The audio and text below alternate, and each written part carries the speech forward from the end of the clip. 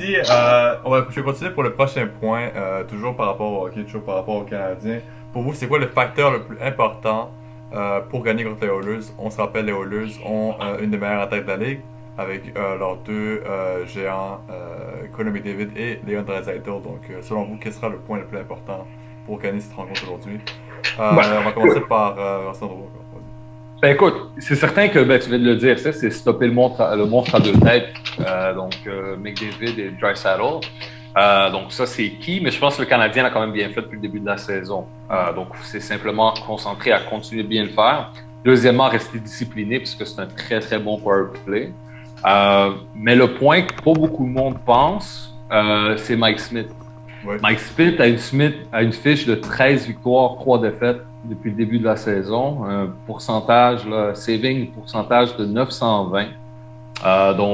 Moi, je pense que ce qui est key, c'est oui, de garder McDavid et Draisaitl, mais vraiment, il va falloir causer du trafic devant Mike Smith. C'est un grand gardien de but, c'est quand même imposant. Je pense que ça, c'est la clé pour le match de ce soir, là, vraiment causer du trafic et écoute, essayer d'en avoir 2-3 puis tighten up defensively après. Parfait, vas-y vers ça. Personnellement, je pense resserrer la défensive. Parce qu'avec juste en prenant la game des Suns, tu sais, il y a beaucoup de monde qui blâme Price, que Price aurait dû faire des arrêts, si ça. Mais il y a beaucoup de fois qu'il y avait un joueur des Suns tout seul dans le slot. Il y avait un joueur tout seul des Suns dans l'aile. On était capable de facilement rentrer dans la zone. Qu'est-ce que le Canadien, durant la saison, je n'ai pas vraiment vu faire ça. Il protégeait bien la zone neutre. Fait que, s'assurer que la zone neutre est bien couverte, comme du monde, pour pas laisser, justement, les McDavid, Draisaitl rentrer. Puis vraiment, alors, protéger le goaler un peu plus que qu'est-ce qu'ils ont fait l'autre fois. Comme si, je sais pas si vous vous rappelez du but d'Adonov, mais il était littéralement tout seul devant le net. Ah Il y ouais. avait personne. Tu comprends? Fait que genre, c'est des petits trucs comme ça qu'il faut vraiment. De un, il faut oublier la game précédente. Ça, c'est 100% sûr. Malgré que je suis un fan des Suns, je suis très content de la victoire. La game que le Canadien a joué, c'est probablement une des pires que j'ai vues du Canadien. Malgré que dans notre cas, nous, on a joué comme si c'était une game 7. Fait que ça penche de deux bords, mais il faut oublier la game précédente, jouer mieux défensivement, puis faire du trafic devant le net, parce que comme Sandro a dit, Mike Smith est en feu présentement, les stats le montrent. Fait que beaucoup de trafic devant le net. Leur défense est bonne, mais so-so, là. Vous avez une très bonne attaque qui peut faire en sorte que des gars comme Gallagher puis Perry qui se plantent devant le net, mais des shots en bas, rebound, tu rentres ça, garbage, pas garbage, c'est pas grave. C'est juste que ça rentre, puis que tu causes du trafic, resserres la défense, assure-toi que la zone neutre est protégée. Je pense que c'est vraiment ça qui va les faire gagner, là, personnellement. Parfait. Si tu peux en rajouter, Osama, sur. Si je peux en rajouter sur Mike Smith, encore une fois, c'est sûr c'est lui le pilier de cette saison pour les Oilers Edmonton. Quand on parle de l'attaque, c'est surtout t'as une bonne équipe quand tu passes par ton gardien de but. Qu'est-ce qui a fait dans le passé que Mike Smith a pu être hors de son game? C'est surtout qu'on doit le déranger, on doit être devant lui, on doit le pousser. C'est un gardien de but qui est très irritable. Donc, il me fait un peu penser à Robin Lehner dans ce sens-là. Quand tu es dans sa tête, tu peux vraiment aller chercher des buts facilement parce qu'il va être hors de sa game. Dès qu'il y a un momentum, je pense que c'est très dur de pouvoir lui faire sortir de son momentum. Donc, c'est à voir si ils vont réussir. Ou sinon, je sais pas si tu as quelque chose à rajouter par rapport à Ouais, Oilers. écoute, le gameplay est assez facile là, pour être franc avec vous. Là. C'est, tu limites, tu peux pas stopper Draisaitl ou McDavid, ces gars-là ont trop de talent. Mais si tu arrives à limiter leur production, c'est pas une équipe tellement. Faut juste les frustrer, jouer dans leur tête, puis tu vas les battre. Comme tous les matchs de cette saison, ça a été quand même des matchs faciles là, à contenir. Donc, jouer physique avec eux, les grind, puis être efficace devant, puis écoute, ils devraient gagner sans problème. Là. Juste qu'ils jouent mieux que contre Ottawa, là, qui a notre numéro cette saison. Ils jouent comme si c'était une finale de Coupe Stanley, mais sinon, pour moi, je suis pas inquiet là, contre les Oilers. C'est une équipe assez facile à appréhender. Là. Ils ont deux joueurs, that's it. Le reste, c'est des figurants, là, cette équipe-là. Pour moi, c'est pas une franchise. Pour être franc, là, t'enlèves McDavid, c'est plus. Ouais. C'est pas une équipe de hockey. Donc, c'est ça. Je pense que depuis l'arrivée de Dominique Ducharme, j'ai remarqué que l'équipe enchaîne peut-être une victoire, deux victoires, puis là ça s'arrête. Une victoire, deux victoires, puis là ça s'arrête. C'est quoi, qu'est-ce qui pourrait amener aux Canadiens, ben, peut-être un changement dans l'alignement ou une façon différente de jouer, mais qu'est-ce qui pourrait amener à cette équipe-là de pouvoir avoir du momentum et accumuler des victoires une après l'autre? Parce que on sait Winnipeg, les Oilers et les Leafs sont en ce moment dans une bonne série de victoires. Donc, qu'est-ce qui pourrait amener les Canadiens à être dans cette discussion-là? Tu peux aller, ça. Ouais, je vais faire mon ref là, mais c'est quand que la dernière fois que tu as vu les Jets ou Toronto changer leur alignement ou surtout leurs deux premières lignes après une défaite ou une série de défaites? Très rare. Je les vois rarement faire ça. Depuis le début de la saison, c'est pas mal la même Pourquoi? chose. Et c'est ça. Nous, à part la première ligne, il y a eu je sais pas combien de changements d'alignement depuis que Ducharme est là. Moi, ce que je trouvais que Claude Julien faisait bien au début de la saison, puis pourquoi on a quand même gardé une certaine régularité avec lui, même si vers la fin il a eu une série de défaites, c'est que pour une fois, il a gardé ses lignes intactes. Il a gardé ses trois premières lignes intactes. Il changeait que sur la quatrième ligne. Puis je pense que c'est ça. Si tu veux avoir une régularité, faut pas que tu cèdes à la panique nécessairement après une série de deux défaites, puis c'est bon, tu veux passer un message, puis tu commences à changer tes lignes parce que ça finit plus, c'est un cycle vicieux.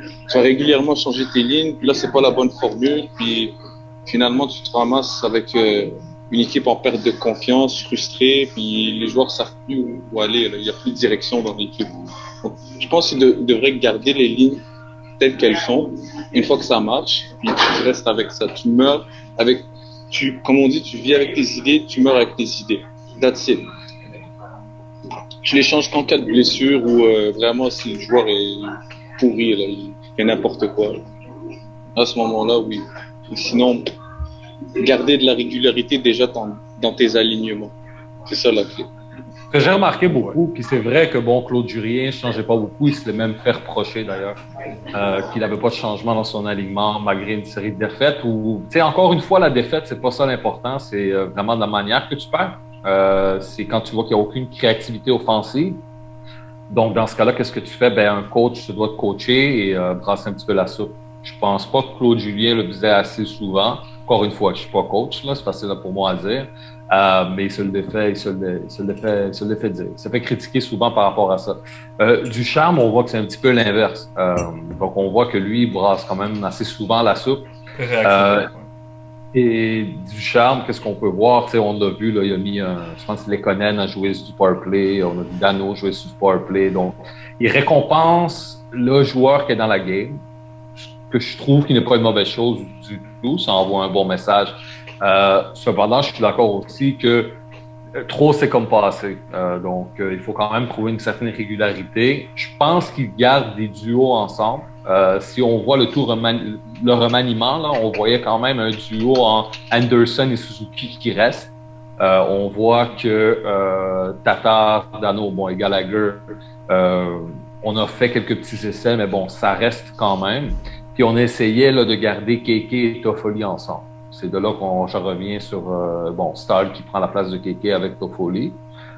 Donc là, on rejoint un petit peu le point d'Oussamos qui, bon, il a brassé la soupe. Un coach se doit de coacher. Et souvent, moi, qu'est-ce que je trouve? C'est que le coach a la main heureuse avec un changement en pleine partie. Donc, si tu vois que ton équipe est flat offensivement après une période, deux périodes et que tu ne fais rien, tu dois de réagir. Par contre, c'est pas parce que tu as changé de trio, t'as mis, je dis n'importe quoi, là, t'as mis Toffoli avec Gallagher puis Dano pendant la troisième période, ça a marché, qu'ils ont compté un but. Ça veut pas dire non plus nécessairement qu'il faut que tu les laisses ensemble ces trois-là pour les 4 prochaines games non plus. Là. Tu l'as fait, tu as fait un changement, ça a marché. Tu peux revenir avec ton trio régulier par la suite. Des fois, il y a la main heureuse avec un but et de là, on reshuffle toute l'équipe au complet. Donc, c'est ce que je pense. Hein. Coïncidence, c'est pas toujours réalité. Surtout dans le monde du hockey. Tu sais, ça me rappelle quoi? Tu sais, qu'est-ce que tu devrais faire, par exemple? Tu te récompenses les joueurs qui performent bien durant le match. Par exemple, je sais pas moi, Lekonen qui joue un très bon match. Si un power play, tu l'envoies sur la patinoire, c'est le hot hand. Exactement ce que ça m'a dit. Tu comprends? Ouais, c'est ça. Moi, je suis d'accord avec ça. il le faisait back then. Si vous vous souvenez, à l'époque de Carbonneau, il y avait un moment donné, je pense que C'est loin, ça. c'était le... Ouais, c'est très loin. Il y avait le trio de Maxime Lapierre avec la tendresse, puis l'autre grec, là, j'ai oublié son nom. Costopoulos. Tom Costopoulos. Ouais. Ouais, ce trio-là, je m'en rappelle, là, ils étaient en feu. C'était un bon Ils jouaient trio. même ils jouaient sur la première ligne du powerplay. Pour vous dire que ça marchait. Donc, Ouais. des fois, c'est juste... Ouais. Pour moi, c'est en milieu de match que tu veux passer un message. Parce que sinon, c'est recipe for disaster si tu passes ton temps à régulièrement changer les lignes avant chaque match.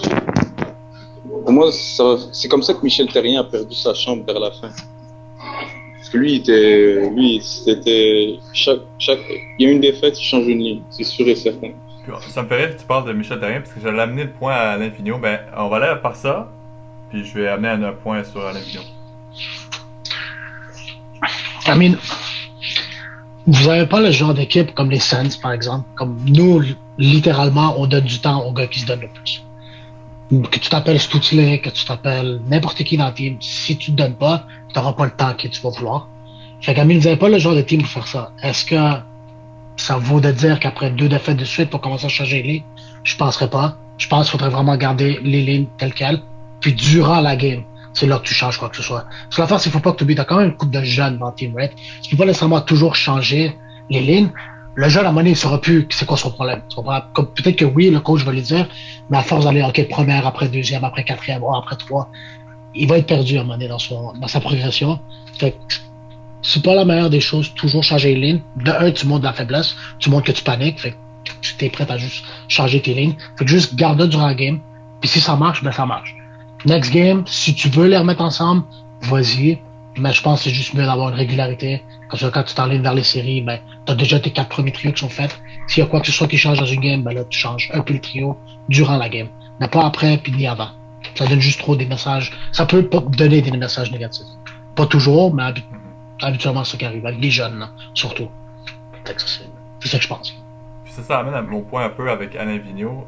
C'est ça qui m'a fait rire quand il a il a pris Michel Therrien dans son coaching staff, c'est que c'est 2 coachs complètement différents. Si on prend l'idée avec Alain Vigneault, il a très souvent été critiqué qu'il n'est pas assez réactionnel. Il ne change jamais ses lignes. Souvent en match, ça va rester la même chose. Il va toujours faire confiance à ses lignes de base. On peut passer à Michel Therrien qui est très réactionnel. Dans les matchs, ça peut changer d'une seconde à l'autre. Donc, on peut voir un peu les 2 côtés des coachs. Donc, Dominique Duchamp, c'est à voir. Donc, très jeune encore comme carrière. C'est ça que je trouve bizarre, toi, là-dedans. Moi, ce que je trouve bizarre là-dedans avec Michel Therrien qui est backup de Alain Vigneault, c'est que normalement, le backup, c'est le player's coach. Et Michel Therrien a été zéro reconnu pour être un player coach depuis sa carrière. C'est Alain Vigneault, c'est le player coach dans l'histoire. Exact. C'est ça qui est bizarre. Ça veut dire dans cette équipe-là, c'est le coach en chef qui est le player's coach et qui va voir ses joueurs et c'est le backup qui est le mean guy derrière. Mais ça a fonctionné dans le passé. Ils ont eu une bonne saison, malgré les insuccès en série, mais cette année, c'est un peu plus difficile. Mais ce qui est drôle, c'est que Philly ont géré cette saison de la même façon que Michel Therrien gérait une équipe. T'as des gars qui finissent en passerelle, les line-up qui changent, les gardiens c'est n'importe quoi. Mais Philly c'est comme ça à chaque fois. Ils ont beau changer les coachs, dès qu'ils jouent une bonne saison, je crois qu'ils vont garder ce cap-là. Ils jouent une saison de marque juste après. Je comprends pas avec cette équipe-là. C'est vraiment les Flyers, pour moi, ça restera toujours un mystère dans la NBA. J'ai jamais compris cette équipe-là. Ouais. On parle de chaque année, un après l'autre, ça a été succès, insuccès, donc moins de constance. Ils n'ont jamais été chanceux pour niveau gardien de but non plus. Mais ils en ont un gardien de but. C'est pas là, ils en ont un. Là, ils en ont un, mais bon, ils ne performent pas. Ils ne performent pas cette saison. Malheureusement, pour mon pool. Les gens parlent pas souvent, mais la perte de Matt Niskanen sur la défensive, qui était le partenaire de Ivan Provorov l'an dernier, il a pris sa retraite, malheureusement, mais c'était un des meilleurs défenseurs de la Ligue des Flyers l'an dernier. Puis on voit la différence sur la ligne défensive des Flyers. Mais l'équipe a trop de talent pour mettre la saison sur Matt Niskanen. Ouais, c'est sûr. Pas Victor Hedman. Ouais. Ça, c'est vrai. Mais, ton deuxième meilleur défenseur, qui était Matt Niskanen l'an dernier, tu le perds, mais tu peux pas le remplacer par quelque chose d'autre. Ça fait difficile. C'est pas comme si Zdeno Chara était parti des Bruins, puis tu le remplaces par Jérémy Lauzon, puis ça fait la même chose. C'est un peu différent. On va parler trop des Flyers. Je voulais parler d'une autre équipe, une équipe canadienne. Les Canucks de Vancouver ont maintenant, si j'ai bien compté, 22 joueurs ou membres du personnel sur la liste de COVID. Certains joueurs sont extrêmement malades, même à risque d'être à l'hôpital à cause du COVID-19 ou de la variante brésilienne. Si vous le croyez ou pas, c'est ça les faits qu'on a présentement devant nous. Donc, pour vous, quoi faire avec les Canucks de Vancouver? Est-ce que leur saison est terminée? Est-ce qu'on va avec du prorata? Qu'est-ce qu'on va faire avec ça? Encore, c'est pas ça. Ben écoute, déjà là, il y a des informations qui coulent de gauche à droite. Il y a eu un journaliste local de Vancouver qui a dit que c'était pas du tout ça le nom, déjà là. Donc on parlait de un joueur, de 2-3 membres du coaching staff. Écoute, on ne le sait pas encore. Je pense qu'il y a trop de zone grise autour de ça et l'information n'en découle pas. Ouais. S'il adviendrait, bon, que c'est vraiment la situation que tu le dis, là, que tu décris avec les 22 personnes là, touchées par la COVID. C'est certain qu'à un moment donné, tu peux pas, dans la Ligue nationale, pourra pas reprendre à vitam aeternam tous les matchs en fin de saison. Ça fonctionnera pas comme ça. Tu déclares forfait. Puis c'est plate, là. Je me mets dans la position de leur fanbase, je me mets dans la position des propriétaires, c'est plate. Écoute, pour les joueurs aussi. C'est plate pour les joueurs aussi, tout à fait. Est-ce que tu déclares forfait, est-ce que par la suite, tout dépend du nombre de matchs que tu manques. Si en 3 semaines, tu es en mesure de pouvoir, par la suite, jouer des 3 en 4 à plus souvent que ton tour, et si les joueurs le peuvent, je pense que ça va se faire. Sinon, il pourrait toujours aller dans l'option du prorata de points par match et projeter où ils en seraient d'ici la fin de la saison et ils seraient dehors des playoffs, dépendamment comment Montréal finit, Calgary. Donc, à voir. Surtout à cause de la draft. Donc, il faut que tu aies le nombre de points jusqu'à la fin de la saison pour avoir un ranking dans la draft exact. Sinon, ça peut rater. On va aller avec ça, mon problème avec le truc de prorata, c'est parce que dans le sport, je peux pas juger les points donnés dans le sport en fonction des statistiques. Parce que si on se fiait juste au data et aux statistiques, les sénateurs auraient perdu tous leurs matchs, la division, ce qui n'est pas le cas. Donc je suis pas pour l'idée du prorata. Moi, je pense que la Ligue va devoir trouver une solution pour les Canucks. S'ils peuvent pas reprendre les matchs rapidement, l'option du forfait, je pense, c'est la plus réaliste. Pour moi, dans d'autres sports, ils l'ont fait. Il y a eu, on va parler d'un autre sport, là, par exemple au soccer. Il y avait eu une coupe, la Coupe d'Afrique des jeunes, par exemple. Puis l'équipe nationale d'Égypte se sont fait hit par une épidémie de Covid dans l'équipe. Je pense qu'il y avait comme 15 joueurs qui ont testé positif juste avant le tournoi. La fédération a juste déclaré forfait parce que ça vient empiétiner avec le timeline du tournoi. Tu peux pas commencer à... Parce que, admettons, on reprend 3 semaines des matchs, right? On fait un truc où ils rejouent pendant 3 semaines tous les matchs qu'ils ont manqués. Entre-temps, les équipes qui n'ont pas les matchs rejoués, eux, ils sont 3 semaines off. Puis là, on arrive en série. Eux, ils sont game ready, les Canucks de Vancouver, s'ils font les séries, bien sûr. Ouais. Puis les équipes qui n'ont pas joué de match pendant les 3 semaines, ils sont fuck parce qu'ils sont rust. T'as pas joué pendant 3 semaines. Fait que c'est aussi un problème. C'est pas juste pour les Canucks, mais c'est un problème pour les autres équipes aussi qui participent. Donc, c'est ça. Moi, mon avis, c'est soit vous revenez, sinon, Parfait. Pas ça? Donc, je pense que ça va se finir par un forfait. Je pense pas qu'utiliser les statistiques pour voir comment ils vont finir marcherait bien. Surtout avec le hockey. Si je me trompe pas, c'est probablement le sport avec le plus de parité. Littéralement, n'importe qui peut gagner une game. C'est pas comme un peu comme le basket ou le soccer ou même le football. Genre, la parité est trop élevée dans ce sport-là. Tu peux juste te permettre. Si je peux te poser une question, je te pose une question. Ouais, vas-y. Comment ça va fonctionner pour le draft? Ils vont devoir faire une projection de points. Tu peux pas simplement donner. Tu peux pas simplement donner le premier choix ou le mettre dans les 3 derniers automatiquement. Tu vas devoir faire une projection, à mon avis, de points. Pour le draft, je suis d'accord. Mais pour les séries, parce qu'admettons, si on fait une projection de points, right? Puis, entre-temps, les Canadiens ont une série de défaites. Si tu fais la projection de points, ça se peut que les Canucks finissent en série, puis les Canadiens finissent en dehors des playoffs. Là, ça va être un problème. Tu comprends? Parce qu'il y a une équipe qui va se sentir lésée, elle va être lésée parce qu'elle a joué les matchs. Et eux, sans jouer les matchs, juste parce que ils ont eu un loophole avec les statistiques, ils se ramassent en série. Ça va poser problème. Donc, moi, ce que je pense, tu le fais uniquement pour la draft. Parce que la draft, anyway, c'est juste ça.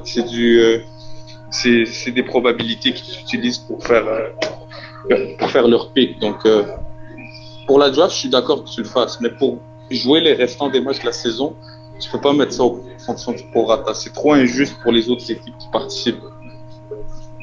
Donc, c'est ça. Ouais. Ouais, pour ajouter à ce point, si on se rappelle l'année passée en playoff, vous avez fait la dernière place des playoffs. Par contre, quand tu recheckes le classement, Buffalo était à une game de faire les playoffs. Et disons qu'ils auraient eu la game et qu'ils auraient gagné, ça aurait été eux dans les playoffs au lieu de vous, tu comprends? Fait qu'ils n'ont pas décidé de prendre des stats pour attendre, de ce que moi je vois là. Ils n'ont pas voulu prendre des stats, ça fait en sorte que tu leur donnes pas une chance d'aller en playoff. Fait que pour appuyer le point, justement, je ne ferais pas ça pour les playoffs. Pour le draft, en effet, tu viens me faire réaliser, il faut que tu aies une position pour que tu puisses avoir un pick, là, soit premier, deuxième, troisième, quatrième. Je le ferais, si rien va de mieux pour eux avec la COVID et tout, tu les fais forfait, puis tu leur donnes une position dépendamment des stats qu'ils ont avec un prorata, puis ça va être votre spot. Vous avez fini tant dans la ligue, maintenant c'est votre chance de gagner soit la loterie ou non. C'est pas mal ça, c'est une question d'attente. Là. Parfait. Donc, sur ça, c'était le point qu'on voulait parler aujourd'hui avec vous. Donc, si vous avez aimé cette vidéo, n'oubliez pas de commenter, de like, de share avec tous vos amis. Si vous avez le contenu que vous voyez, n'oubliez pas de subscribe, de vous abonner à la chaîne. Encore plus de contenu arrive dans le futur. Donc, sur ça, merci beaucoup à tout le monde, à Sandro, Parsa, à Oussama d'être ici avec nous. Et puis, passez une bonne soirée à vous. Bonne game tout le monde. Merci, bonne game.